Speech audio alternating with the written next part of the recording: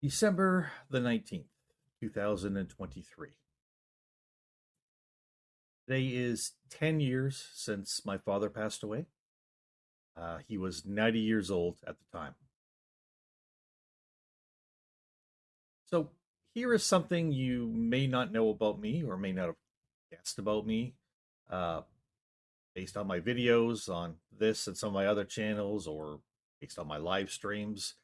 Um, I am painfully self conscious, especially when it comes to public speaking. Now, this this is actually fairly easy for me. It's become second nature to me.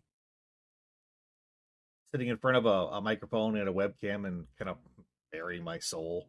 Uh, it's almost therapeutic, calming, really, surprisingly. But ask me to stand up in front of a handful of people. Mm, Even if I know the people, just the thought makes my heart start pounding. It would be a painful experience for me to try that. Now, doing this in front of more than a handful of people? No. Nope. Isn't going to happen. I hyperventilate, tie my stomach up in knots, pass out, just generally freak the hell out. It ain't happening. So I do find it odd that I just somehow knew that I was going to speak at my father's funeral long before he passed away, and I was just okay with that. It didn't bother me at all. That's what I did. It was my pleasure and my honor to represent him one last time.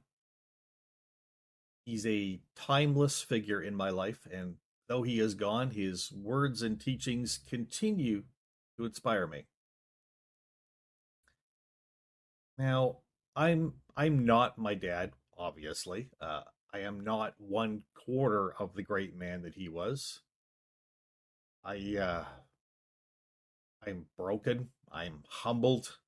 I'm uneven, miscalculating, sleepy, pessimistic, unreliable, depressed, basically unrepairable.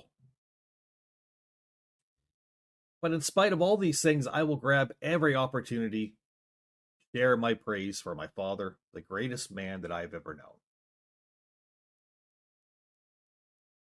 You know, my dad could be a gruff person and a loud person at times. Sometimes that was something that would cause some people to back away or surprise some people. But at the same time, my dad also had an optimism for people. He liked to believe the best in almost everyone, but not in a naive way. He was fully aware that evil exists and that people can be dark and sick and twisted and mean. He just chose to love all the other. He just chose to love everyone, to encourage them and build them up. And I thank the good Lord every day that this was the man whom I got to rub shoulders with for so many years. And I really truly wish that all children had that same opportunity in life.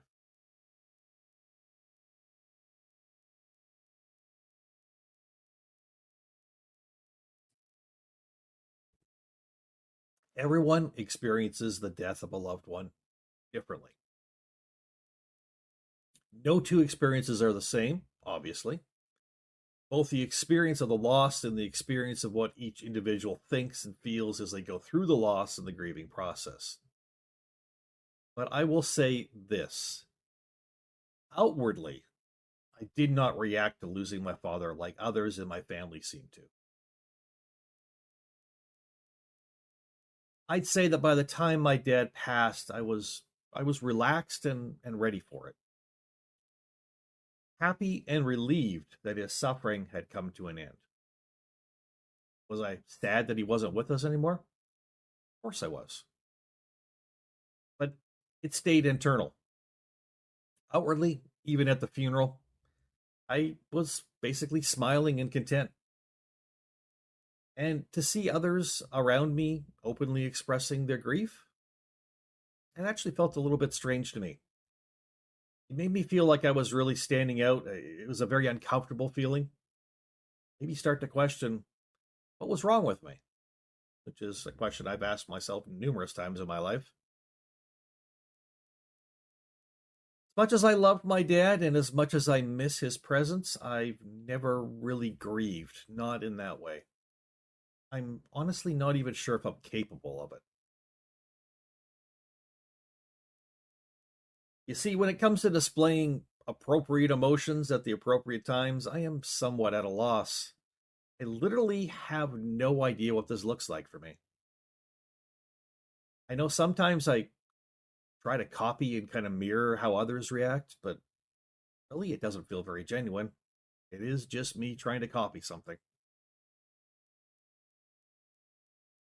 Feels like I've always had an issue with emotions, not being able to manufacture the correct ones and then having other ones like despair and self pity and anger just absolutely run unchecked through my life. Yes, I can feel emotions. I laugh loud and long and frequently. They say it's the best medicine, although I'm not so sure it's ever healed me of anything. But I would have to say, overall, the overriding emotion in my life would definitely be fear. It's funny because even when I write that, talking about fear in my life, I write it with a capital F. Always have. Fear and anxiety. Oh, there's another capital A. They have ruled my life for as far back as I can recall. They affect me daily and often, turning so many of my moments into living nightmares. I know I'm not the only one. Some of you can relate. It's the trap I can never escape from because it exists within my own mind. My own darkened, broken. Now, my father overcame a lot in his life. I'm not going to go back over the stories. Most of you aren't interested. I wish I could overcome a tenth as many obstacles as he did. He had a stubbornness that drove him to overcome and succeed. I also have a stubbornness, but I have the stubbornness that makes me lay down, pull the covers over my head, and silently weep and bleed, hoping for the end to come. If I shut my eyes tight enough, I tell myself, maybe the bad dreams will be just that, bad dreams and not my reality. That's where my stubbornness is. Perhaps this is why I truly needed a man like my dad in my life. In spite of every obstacle I hurled in between us, he never stopped believing I could be more than I was. He also never stopped loving me for who I was right at that moment, despite my fears, despite my self destruction and my inability to cope, despite my blackness, my lack of passion, my aversion to motivation of any sorts. My dad just loved me as I was. He expressed that to me in words and in deeds. Where would I be without that? Quite honestly, dead. Dead many times over. I don't know if he ever knew it, but my father was my lifeline.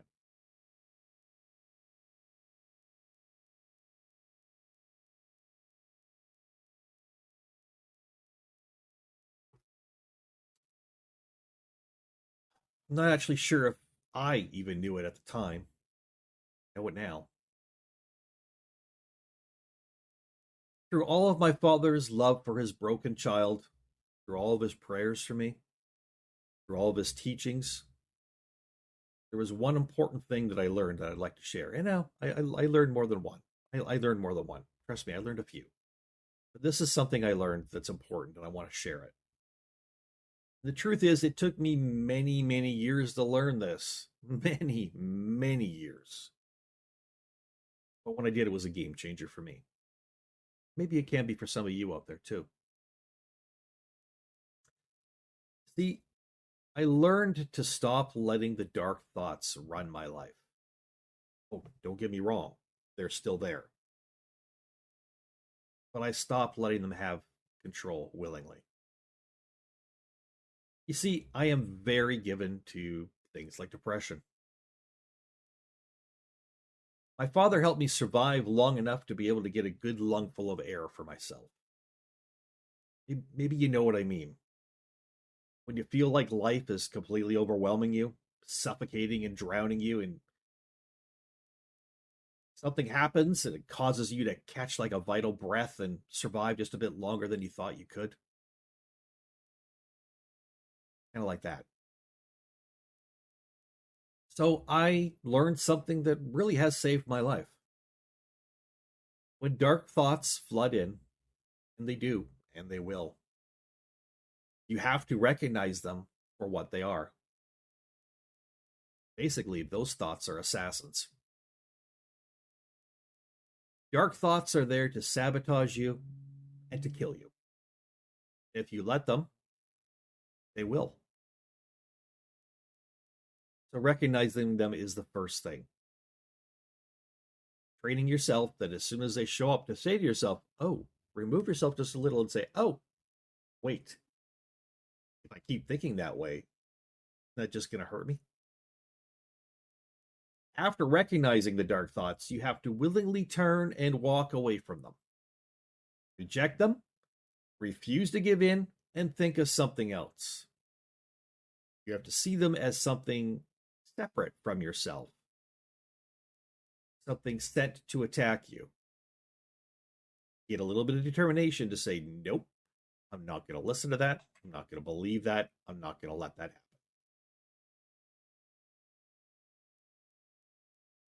You got to reject them and refuse to give in.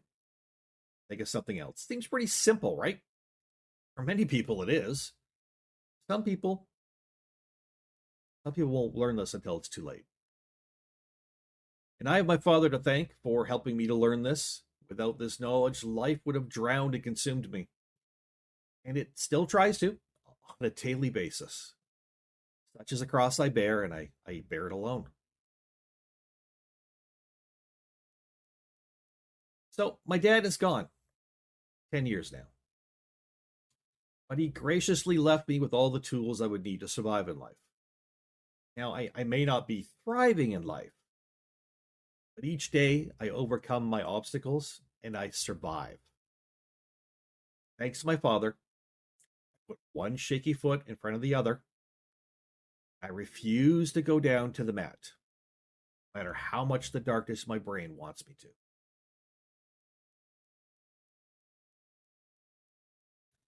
In life, some people find that their greatest cheerleaders will end up being their life partner. I tried that. Didn't happen for me.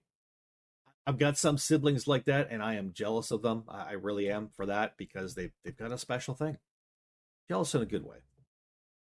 Others find that the greatest cheerleader in life is a child or children or a close friend, another family member. That hasn't been my lot in life. My child, who is more like me than she probably will ever know, abandoned me. Over my lifetime, I have abandoned all of my friends. Now, there are a few people definitely who have physically come alongside me in my life and lent a hand and an encouraging word. My father is definitely the chief amongst those. Without him, let's not even go down that path. I'm thankful for every moment I had with him, the good, the bad, and the indifferent. He has been my rock, and his memory goes with me everywhere I go. Although I don't tend to feel all that special or all that successful in life, still I know how proud he is of me even now. And that means more than anyone will ever know. Because 10 years without him, and I'm still here, still standing, still existing. That's kind of amazing. I am my father's son, no doubt about it. Thank you for letting me get this off my chest and sharing this with you. And I hope this brings some light to some of you out there who maybe need it. My name is Dredd.